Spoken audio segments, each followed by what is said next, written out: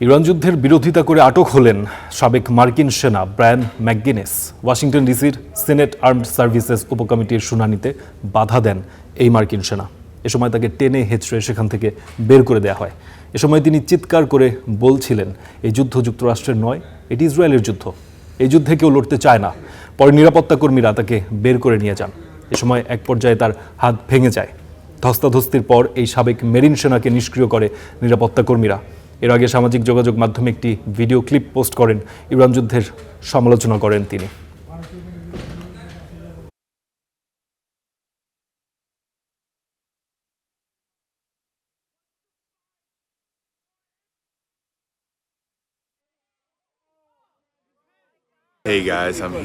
আমি এখানে ডিসিতে সিনেটের বিরুদ্ধে কথা বলার চেষ্টা করছি। তাদের জিজ্ঞাসা করছি কেন মার্কিন পুরুষ ও নারীদের ক্ষতির দিকে ঠেলে দিচ্ছেন, এমন সময় যখন আমাদের নেতৃবৃন্দ বলেছেন কোনো বিশ্বযুদ্ধ হবে না। সরকার বিশ্বাসঘাতকতা করছে, এটা অনেকেই মনে করেন। এর জন্য জবাবদিহিতার দাবিতে আমাদের সাথে যোগ দিন। মুক্ত হোক ফিলিস্তিন, মুক্ত হোক আমেরিকা।